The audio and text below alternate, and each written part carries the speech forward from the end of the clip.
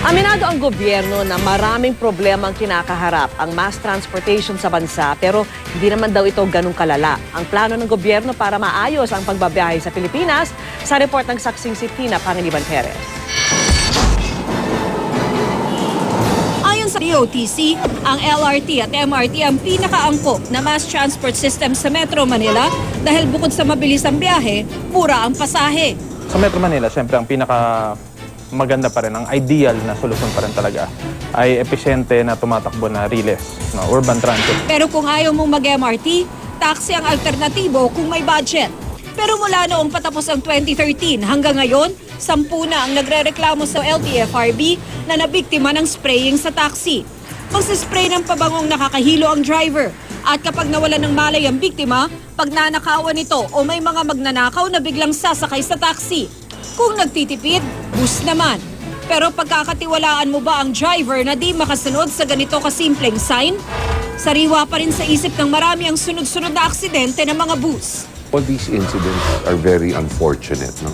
But as it is, we are doing our best to eradicate it.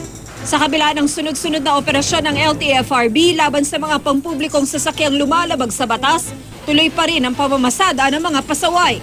Kaya ang DOTC, planong patindihin ang mga parusa. Sa ngayon, 2,000 pesos lang ang multa sa out of line at 6,000 para sa kolorum. Sa plano ng DOTC, parehong iaakit ang multa sa 1 milyong piso para sa mga bus at 250,000 hanggang 300,000 para sa mga UV Express at taxi. Ang mga pasahero, iba-iba ang tingin sa kasalukuyang sitwasyon sa ating mass transport. Palpak. Palpak talaga. Sa akin, okay naman po. Average lang siya. As compared sa ibang bansa, marami pang dapat i-improve. Ang DOTC at LTFRB, aminadong maraming problema, pero di raw ganun kasama ang sitwasyon. I will describe it as malaki ang room for improvement. Yun ang vision natin sa DOTC. No?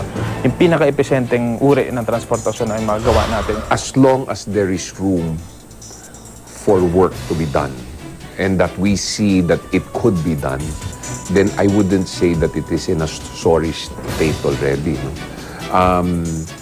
There is an urgent need to face the problem.